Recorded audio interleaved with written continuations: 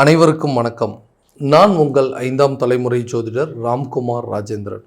நம்ம இன்னைக்கு பார்க்க போகிற தலைப்பு, ரிஷப ராசி அன்பர்களுக்கு இதுவரைக்கும் உங்கள் ராசிக்கு 2ஆம் இடத்தில் சஞ்சாரம் செய்த குரு பகவான் உங்களுடைய ராசிக்கு 3ஆம் இடமான கடக ராசிக்கு குரு உச்சம் பெயர்ச்சி நடக்க போகுதுங்க. ஸோ இந்த நிகழ்வு அப்படின்னு பார்த்தீங்கன்னா ஜூன் மாதம் 2ஆம் தேதி நடைபெற இருக்கு. சுமார் ஒரு வருட காலகட்டங்கள் உங்களுடைய ராசிக்கு 3ஆம் இடத்துல சஞ்சாரம் செய்ய போகிறாரு. ஸோ இந்த குரு பகவானுடைய உச்சம் பெயர்ச்சி காலகட்டங்களில் ரிஷபராசி அன்பர்களுக்கு தங்களுடைய வாழ்க்கையில் எந்த விதமான அற்புதங்கள் மற்றும் மேன்மைகளை தரப்போகுது அப்படிங்கிறத பார்க்கலாங்க. குரு ஒருவருக்கு கல்வி சம்பந்தப்பட்டது, செல்வம், ஆடை ஆபரணங்கள், வண்டி வாகனங்கள், பட்டம், பதவி, திருமணம் போன்ற அனைத்து யோகங்களையும் தரக்கூடியவர் இந்த குரு பகவான். ஆக இந்த குரு பகவான் மீனம் மற்றும் தனுசு ராசிக்கு அதிபதி என்று அழைக்கக்கூடியவருங்க. கடக ராசியில் மட்டும்தான் தன்னுடைய உச்சம் பெறக்கூடிய ஒரு தருணமும். ஸோ இந்த உச்ச பயிற்சி காலகட்டங்களில் இந்த 3ஆம் இடத்துல தைரிய ஸ்தானத்தில் உருவாகக்கூடிய இந்த கிரக பயிற்சி தங்களுடைய வாழ்க்கையில் எந்த விதமான அற்புதங்களை கொடுக்க போகுது அப்படிங்கிறத இந்த காணொலியில் தெளிவாகவும் விவரமாகவும் பார்க்கலாங்க. நம்ம சேனலை முதல் முறையாக பார்க்குறவங்களா இருந்தால் சப்ஸ்கிரைப் பண்ணிக்கோங்க. பெல் பட்டனை கிளிக் பண்ணி ஆல் அப்படிங்கிற ஆப்ஷன் கொடுத்துக்கோங்க. ரிஷபராசி அன்பர்கள் சுக்கிர பகவானை அதிபதியாக கொண்டவர்கள், ஆடம்பர விரும்பிகள் அப்படின்னே சொல்லாங்க. எந்த ஒரு விஷயத்தையுமே தைரியத்தோடும் துணிச்சலோடும் செய்யக்கூடிய நபர்கள், பிடிவாத குணம் கொண்டவர்கள். ஒரு விஷயத்தை அடையணும் அப்படின்னு நினச்சா எவ்வளோ போராட்டங்கள் வந்தாலும் அந்த விஷயத்தை அடைஞ்சே ஆவாங்க. அடுத்தவங்களுக்கு உதவி செய்யக்கூடிய மனப்பான்மை. ஏன்னா நம்பி ஏமாந்தது மட்டும்தாங்க ரொம்ப ஜாஸ்தி. ஏன்னா அடுத்தவங்களுக்கு உதவி செய்யப்போ அந்த உதவி மூலமாக நிறைய உபத்திரத்தை தேடிக்கிட்ட ராசிக்காரர்களும் இவங்களே அப்படின்னு சொல்லலாம். அடுத்தவங்களுக்கு உதவி செய்கிறதுனால நமக்கு என்ன பிரச்சனை வந்தாலும் பரவாயில்ல அப்படின்னு சொல்லி அதையும் தாங்கிக் கொள்ளக்கூடிய நபர்கள். தன்னுடைய வாழ்க்கையில் இழந்த இழப்புகளை ஏராளங்க. அதை விவரிக்க வார்த்தைகளே இல்லை அப்படின்னு தான் சொல்லலாம்.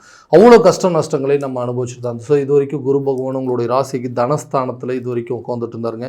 ஸோ அப்போ தனஸ்தானத்துலேருந்து தைரிய ஸ்தானத்துக்கு மூவ் பண்ணும்போது எந்த ஒரு விஷயத்தையுமே துணிச்சலாக செய்யக்கூடிய ஒரு காலகட்டம். ஸோ இந்த காலகட்டங்களில் இந்த 3ஆம் இடத்துல குரு பகவானுடைய பயிற்சி தைரிய ஸ்தானத்தில் பயிற்சி அடையக்கூடியதுங்க. அப்போது எந்தெந்த விஷயங்களில் ஒரு தயக்கம் காட்டிகிட்டு இருந்தீங்க, எந்தெந்த விஷயத்தில் ஒரு விஷயத்தை செய்ய முடியாமல் தடுமாற்றங்கள் வந்துட்டு இருந்ததோ, தடைகள் வந்துட்டு இருந்ததோ, அந்த தடைகளை உடைத்தெறியக்கூடிய ஒரு காலகட்டம். ஸோ அடுத்த ஸ்டெப் எடுத்து வைக்கிறதுல எந்த ஒரு தயக்கம் அப்படிங்கிறது இருக்காது. இது வரைக்கும் நிறைய யோசிச்சுருந்துருப்பீங்க, இதை செய்யலாமா வேண்டாமா, இதை செஞ்சால் என்ன ஆகும், இதை செய்கிறதுனால நமக்கு லாபமா இல்லை நஷ்டமா அப்படின்னு சொல்லி நிறைய குழப்பத்தோட ஒரு அடி எடுத்து வச்சா 4 அடி பெண்ணுக்கு போகிற மாதிரி ஒரு சில சூழ்நிலைகள் இருந்திருக்கும். அந்த நிலைகள் முழுமையாக மாறும். ஏன்னா இந்த குரு இருக்கக்கூடிய இடம் உங்களுடைய ராசிக்கு 3ஆம் இடம் அப்படின்னு சொன்னாலும் இந்த குரு பகவானுடைய பார்வை அப்படிங்கிறது 5, 7 மற்றும் 9ஆம் பார்வை அப்படிங்கிறது இருக்குங்க. ஸோ அந்த 5ஆம் பார்வை என்று சொல்லக்கூடியது உங்களுடைய ராசிக்கு 7ஆம் இடம் என்று சொல்லலாம். அப்போ 7ஆம் இடம் கலஸ்திரஸ்தானத்தை குரு பகவான் பார்க்குறாரு. அப்போ இது வரைக்கும் திருமண ரீதியாக இருந்த தடைகள் அப்படிங்கிறது உடையும். ஏன்னா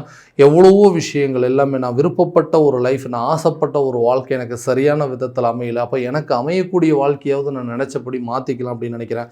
அதுவும் சரியான விதத்தில் அமைய மாட்டேங்குது. நிறைய லைன்ஸ் பார்த்தாச்சுங்க, நிறைய விஷயங்கள், நிறைய ஜாதகங்கள் பார்த்தாச்சு, எல்லாமே ஒத்து வர மாதிரி இருக்குது. கை கெட்டினது வாய் கெட்டல, எல்லாமே ஓகே ஆகிற மாதிரி இருக்குது. ஆனால் திடீர்னு நடக்காமல் ஏதோ ஒரு விதத்தில் தள்ளி போயிட்டுருக்கு.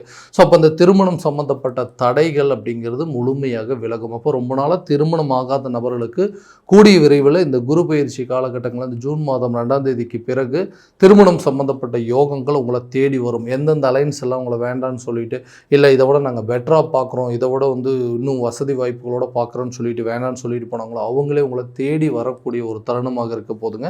ஸோ இந்த காலகட்டங்களில் திருமணம் சம்மந்தப்பட்ட தடைகள் அப்படிங்கிறது விலகும்.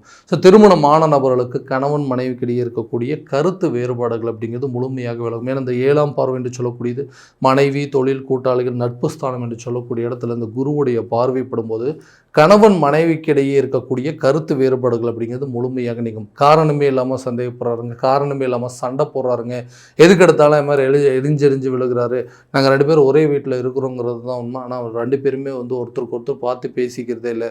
எல்லா விதத்துலேயும் நம்ம சேர்ந்து வாழ்கிறத விட பிரிஞ்சு வாழ்கிறது தான் பெரிய நல்ல விஷயமா இருக்குன்னு சொல்லி நிறைய பேர் டிவோர்ஸ் வரைக்கும் அப்ளை பண்ணக்கூடிய அளவுக்கு சூழ்நிலைகள் இருக்குது. ஸோ இந்த நிலைகள் அப்படிங்கிறது மாறும். கணவன் மனைவிக்கிடையே நல்ல ஒரு ஒற்றுமை அப்படிங்கிறது ஓங்குங்க.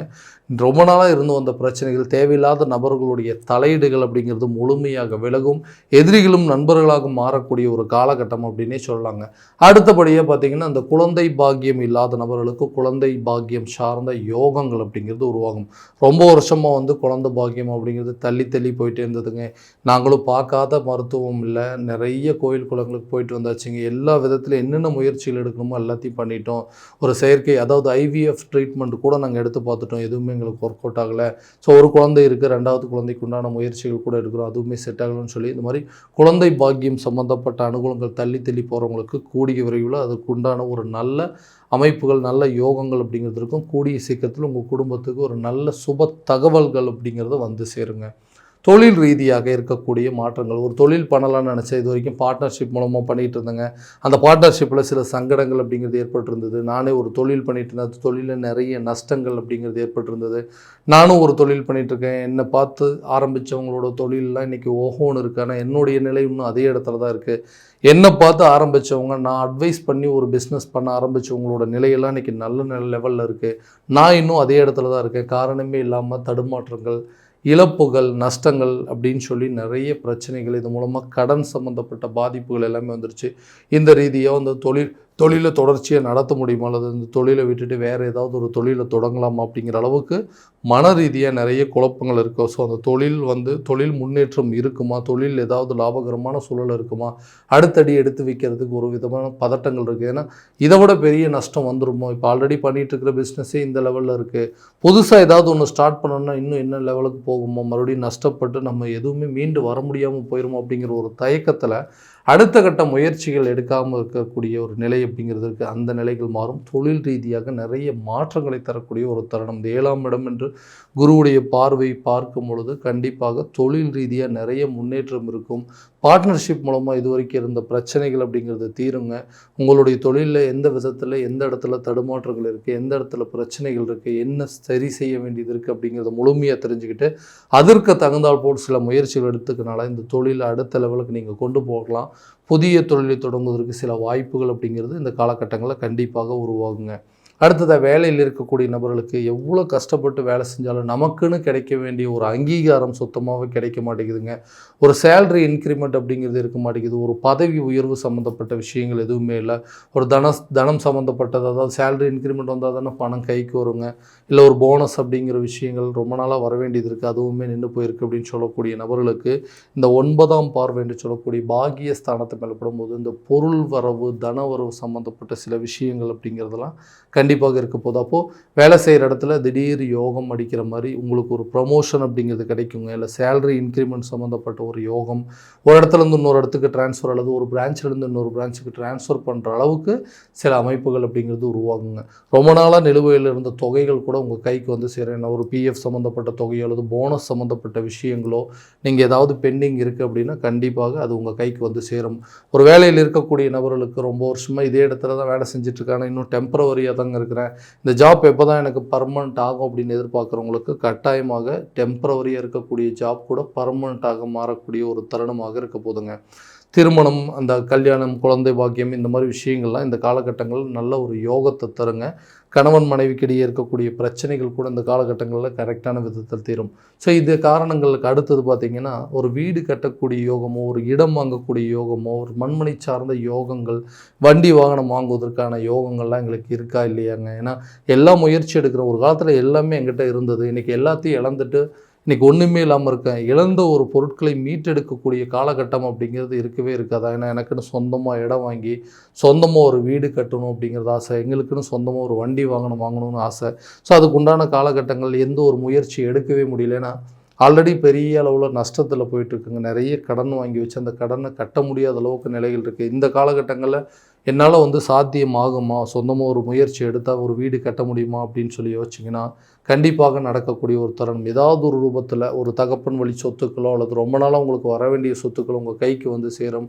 அதை விற்பனை செஞ்சால் அட்லீஸ்ட் அந்த சொந்த இடத்துல உங்களுக்குன்னு ஒரு வீடு கட்டக்கூடிய ஒரு யோகங்கள்லாம் இந்த காலகட்டங்களில் கண்டிப்பாக உருவாகும். ஸோ ரொம்ப நாளாக நிலுவையில் இருந்த தொகைகள் கூட உங்கள் கைக்கு வந்து சேருங்க. எப்போவோ யாருக்கோ கொடுத்து உதவி இருப்பீங்க, அந்த பணம் கூட உங்களுக்கு வரக்கூடிய ஒரு காலகட்டமாக இருக்கலாம். அப்போ சொந்தமாக வீடு கட்டக்கூடிய ஒரு முயற்சியோ, ஒரு இடம் வாங்குவதற்கான முயற்சியோ, வண்டி வாகனம் சார்ந்த யோகங்கள்லாம் இந்த குரு பயிற்சி காலகட்டங்களில் ரிஷபராசி அன்பர்களுக்கு நிச்சயமாக நடக்கக்கூடிய ஒரு காலகட்டமாக இருக்கலாம். அப்போது ரொம்ப நாளாக ஆசைப்பட்ட ஒரு சில விஷயங்கள் கண்டிப்பாக நிறைவேறக்கூடிய ஒரு காலமாக இருக்கும். கல்வி ரீதியாக நீங்கள் எடுக்கக்கூடிய முயற்சிகள் நீங்கள் எதிர்பார்த்த அளவுக்கு நல்ல ரிசல்ட் அப்படிங்கிறது இருக்கும். அதை வச்சு உங்களுக்கு பிடித்த துறையில் நீங்கள் படிப்பு அதாவது படிக்கக்கூடிய யோகங்கள் அப்படிங்கிறது இருக்கும். படிப்பு ரீதியாக வெளியூர் அல்லது வெளிநாடு சம்மந்தப்பட்ட சில வாய்ப்புகள் அப்படிங்கிறது உருவாகுங்க. இது வரைக்கும் கல்வி ரீதியாக இருந்து வந்த ஞாபக மறதிகள் அப்படிங்கிறது முழுமையாக உங்களை விட்டு விலகும். கல்வி சார்ந்த சில முயற்சிகள் கண்டிப்பாக நல்ல ஒரு பலன் அப்படிங்கிறது இருக்குங்க. ஆரோக்கிய ரீதியாக இருந்த பாதிப்புகள் உங்களை விட்டு முழுமையாக விலக போகுது. ரொம்ப நாளாக நீங்கள் ட்ரீட்மெண்ட் எடுத்துகிட்டு இருந்தீங்க அப்படின்னா கூட அதுக்கு உண்டான சில இம்ப்ரூவ்மெண்ட் அப்படிங்கிறது இருக்கும். மருத்துவம் சார்ந்த முயற்சிகள் உங்களுக்கு ஒரு நல்ல பலன் அப்படிங்கிறது கொடுக்குங்க. கடன் ரீதியாக எடுக்கக்கூடிய சில பிரச்சனைகள், ஏன்னா காரணமே இல்லாமல் இன்னைக்கு கடனை வாங்கி அந்த கடனுக்கு வட்டி கட்ட முடியாமல் இன்றைக்கி வேற ஒரு இடத்துல கடன் வாங்கி அந்த வட்டி கட்டக்கூடிய ஒரு நிலை அப்படிங்கிறது வந்துருச்சு. இந்த கடனால் நிறைய அவமானப்பட்டாச்சுங்க, நிறைய மரியாதையை கெடுத்துக்கிட்டோம். ஸோ இந்த விஷயத்துலேருந்து எப்படியாவது மீண்டு வெளியே வரணும்னு சொல்லி ஒவ்வொரு முயற்சிகள் எடுத்துகிட்டு இருக்கும்போது நம்மக்கிட்ட இருக்கக்கூடிய முயற்சிகள் எல்லாமே ஏதாவது ஒரு காரணத்தினால தடைப்பட்டுகிட்டே இருந்திருக்கும். அந்த தடைகள் அகலும். பழைய பாக்கியை அடைப்பதற்கு உண்டான முயற்சிகள், பழைய கடனை அடைப்பதற்கு உண்டான முயற்சிகள் கண்டிப்பாக உங்களுக்கு ஒரு நல்ல பலன் அப்படிங்கிறது கொடுக்கும். ஏன்னா அந்த குரு பார்வை 7, 9 மற்றும் 11 அப்படின்னு சொல்லலாங்க.